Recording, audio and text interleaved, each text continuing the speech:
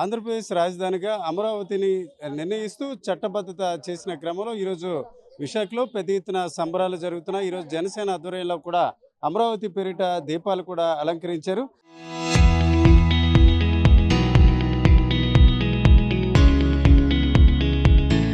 ఈ దశలో జనసేనతో పాటు విశాఖ వాసులు చాలా మంది ఉన్నారు. మేడం చూడండి, మనందరం విశాఖపట్నంలో ఉన్నాం, కానీ జనరల్గా విశాఖపట్నం క్యాపిటల్ అవ్వాలని కోరుకున్నాం, కానీ ఈరోజు అమరావతి అయింది. ఎందుకు ఇంత హర్షం వ్యక్తం చేస్తున్నారు? ఎప్పుడు కూడా ప్రజలందరూ కూడా అమరావతి క్యాపిటల్ కావాలనుకున్నారు. వైజాగ్ ప్రజలు ఎవరైతే ఇక్కడ పుట్టి పెరిగారో ఎవరూ కూడా అనుకోలేదు.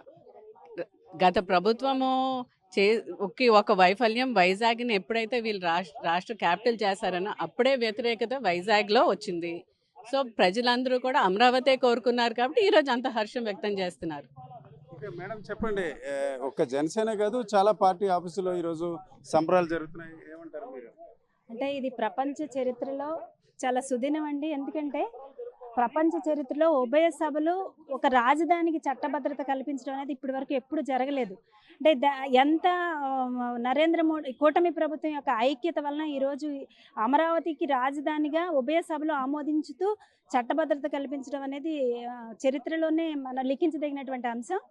మరి ఏదైతే 29,000 మంది రైతులు దాదాపుగా 1631 రోజులు మరి రోడ్ల మీద ఉండి వాళ్ళు రోజు కూడా ధర్నాలు, ర్యాలీలు, అనేక నిరసన కార్యక్రమాలు చేపడుతూ వాళ్ళ 33,000 ఎకరాల పొలాలని మరి ఈరోజు అమరావతి కోసం స్వచ్ఛందంగా ఇచ్చారంటే, ఈరోజు మనం ఏదైతే 2019-24 కాలంలో చూసినట్లయితే 3 ముక్కలాట ఆడుతూ 3 రాజధానుల పేరుతో ప్రజలందరినీ మోసం చేసి, కనీసం చదువుకునే పిల్లలు మీ రాష్ట్రానికి రాజధాని ఏంటి అంటే ఒక బ్లాంక్ ఫేస్ పెట్టి చూసే విధంగా ఆ రోజు పరిపాలన సాగిన క్రమం నుంచి ఈరోజు చట్టభద్రత కల్పించే దిశగా కూటమి ప్రభుత్వం ముందుకు తీసుకువెళ్తుంది. డబుల్ ఇంజిన్ సర్కార్తో వేగంతో ఏదైతే నరేంద్ర మోడీ గారి పరిపాలనతో ఈరోజు ఈ రాష్ట్రం అన్ని రకాలుగా అభివృద్ధి చెందుతూ ముందుకు వెళ్తున్నటువంటి పరిస్థితి. మరి ఖచ్చితంగా చంద్రబాబు నాయుడు గారు, మరి ఆ రోజు ఏదైతే పవన్ కళ్యాణ్ గారు నేను ఖచ్చితంగా అమరావతి రాజధాని కట్టుబడి ఉన్నాను, ఎంత శ్రమకైనా ఓడ్చి ఆయన ఆ రోజు మా పార్టీ ఆఫీస్లో అమరావతి రైతులని పరామర్శించడానికి వెళ్తుంటే ఆయనకి కంచెలు వేసేసి అడ్డుకుని ఆయన గృహ నిర్బంధం చేసి బంధించారు. ఆ రోజు అమరావతి రైతులను పలకరించడానికి వెళ్ళొద్దని. అయినా కూడా ఆయన అక్కడే ఉండి ఒకటే మాట ఇచ్చారు, నేను ఈ రాష్ట్ర ప్రజలకు మాట ఇస్తున్నాను, అమరావతిని రాజధానిగా సాధిస్తాను, అమరావతిని మీకు బహుమతిగా ఇస్తానని చెప్పారు.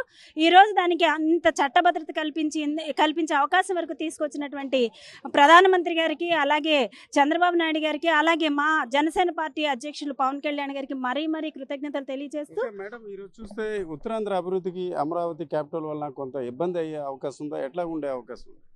మొదటి నుంచి కూడా ఈ కూటమి ప్రభుత్వం ఏర్పడినప్పుడు కూడా అమరావతిని ఏ రకంగా అయితే డెవలప్ చేస్తున్నారో అదే రకంగా విశాఖని ఆర్థిక రాజధానిగా తయారు చేస్తాను. ఇక్కడ ఉన్నటువంటి వెనుకబడినటువంటి ప్రాంతాలన్నిటికీ కూడా మా పవన్ కళ్యాణ్ గారు ఆ రోజు మాకు ఓన్లీ యువతతో ఒక మీటింగ్ ఏర్పాటు చేసి ఖచ్చితంగా ఇక్కడ ఉన్నటువంటి యువతలందరికీ కూడా ఇక్కడే ఉపాధి అవకాశాలు కల్పించాలన్న ఉద్దేశంతో ఇప్పుడు కొత్తగా స్టీల్ ప్లాంట్ రేపు మొన్న పాయకరాపేటలో స్టీల్ ప్లాంట్ ఏర్పాటు చేయించడం కానివ్వండి, లేకపోతే ఇక్కడ ఉన్నటువంటి అనేక రకాలుగా భోగాపురంలో ఎయిర్పోర్ట్ ఏర్పాటు చేసే అంశంగానండి అనేక మందికి లక్షలాది మందిగా ఉద్యోగ ఉపాధి అవకాశాలు కల్పించే దిశగా ఉన్నారు. కాబట్టి ఎట్టి పరిస్థితుల్లో అమరావతి రాజధాని అవడం వల్ల విశాఖపట్నం కానీ ఉత్తరాంధ్ర కానీ ఎటువంటి ఎఫెక్ట్ ఉండదు, ఇంకా అభివృద్ధి చెందుతుంది అని తెలియజేస్తాను. ఇది ఏపీ క్యాపిటల్ గా అమరావతి నిర్ణయించడం పట్ల జనసేన కార్యకర్తలే కాకుండా స్థానికులు కూడా పెద్ద ఎత్తున సంబరాలు జరుపుకున్నారు. ముఖ్యంగా అమరావతి రాజధాని వల్ల ఎట్టి పరిస్థితిలో ఉత్తరాంధ్రకి, విశాఖ అభివృద్ధికి ఆటంకం కాదు. ఈ దిశలో ఇటు చంద్రబాబు నాయుడుతో పాటు పవన్ కళ్యాణ్ కూడా అభివృద్ధి విషయంలో చిత్తశుద్ధితో ఉంటారని ఇక్కడ జనసేన నాయకులు చెప్తున్నారు. కెమెరా పర్సన్ తిరుపతితో రామచంద్ర, RTV, విశాఖపట్నం. ఆంధ్ర ప్రజలందరికీ కూడా శుభాకాంక్షలు తెలియజేస్తూ, అనేక సంవత్సరాలుగా మనం ఎదురు చూస్తున్న అమరావతి మన ఆంధ్ర రాష్ట్ర క్యాపిటల్ అవ్వాలని ఏదైతే అందరూ ఆకాంక్షించారో దాన్ని నిన్న లోక్సభలో, ఈరోజు రాజ్యసభలో బిల్ పెట్టి పాస్ చేయడము, 11 పార్టీలు మన్ని సపోర్ట్ చేయడం అంటే అందరూ కూడా సంఘీభావం తెలిపి ఆంధ్ర రాష్ట్రానికి అమరావతి క్యాపిటల్ అన్నది ఈరోజు బిల్ పాస్ అవడం జరిగింది.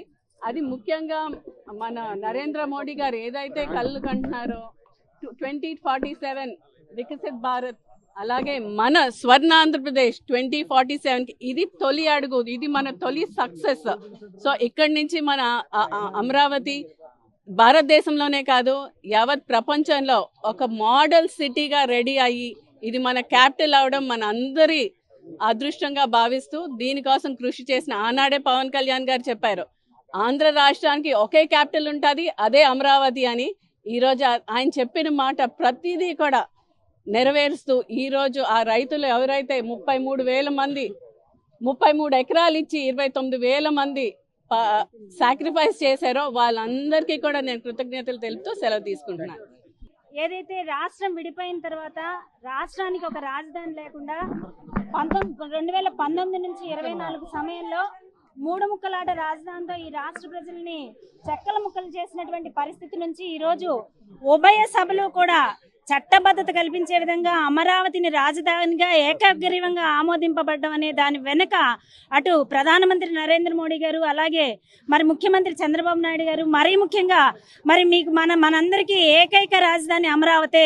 నేను అమరావతి రాజధానికి కట్టుబడి ఉన్నాను, నేను అమరావతి రాజధానిని సాధించే వరకు కూడా మీ వెన్నంటి ఉంటానని ఆ రోజు పవన్ కళ్యాణ్ గారు అమరావతి రైతులను సందర్శించడానికి వెళ్తుంటే ఆయనకి కంచెలు వేసి ఆయన ఇబ్బంది పెట్టి ఆయన గృహ నిర్బంధం చేసినటువంటి పరిస్థితి నుంచి ఈరోజు అమరావతి మరి ఉభయ సభల్లో కూడా ఏకగ్రీవంగా ఆమోదింపేంత వరకు కూడా తీసుకొచ్చారంటే ఆ ఘనత అటు ప్రధానమంత్రి గారికి, అలాగే ముఖ్యమంత్రి గారికి, మరీ ముఖ్యంగా పవన్ కళ్యాణ్ గారికి దక్కుతుందన్న విషయాన్ని తెలియజేస్తూ 29,000 మంది రైతులు, 33,000 ఎకరాలు, దాదాపుగా 1631 రోజులు మరి ఏదైతే ఉద్యమాలు చేసి అమరావతిని రాజధానిగా పొందడానికి ఎంతో మంది రైతులు త్యాగాలు చేసి వాళ్ళ సొంత పొలాలను స్వచ్ఛందంగా ఇచ్చి ఈరోజు ఈ రాష్ట్రానికి ఒక రాజధాని ఏర్పాటు చేసినటువంటి ఆ రైతులందరికీ కూడా చేతులెత్తి మొక్కుతూ తప్పనిసరిగా ఏదైతే గతంలో మరి మీరు ఆంధ్రప్రదేశ్ రాష్ట్రానికి రాజధాని ఏది అని పిల్లల్ని అడిగితే బ్లాంక్ ఫేసెస్ పెట్టుకునే పరిస్థితి నుంచి ఈరోజు గర్వంగా మరి అమరావతి అని చెప్పుకునే స్థాయికి తీసుకొచ్చినటువంటి ప్రతి ఒక్కళ్ళకి, అమరావతి ప్రాంతానికి సంబంధించినటువంటి ప్రతి ఒక్క రైతుకి కూడా చేతులెత్తి మనస్ఫూర్తిగా నమస్కారాలు తెలియజేస్తూ మరి కూటమి ప్రభుత్వంలో రాజధాని అన్ని రకాలుగా అభివృద్ధి చెందుతుందని, ఈ రాష్ట్రం అన్ని రకాలుగా అభివృద్ధి చెందాలని మనస్ఫూర్తిగా కోరుకుంటూ మరి అందరికీ కూడా ధన్యవాదాలు తెలియజేస్తున్నాం.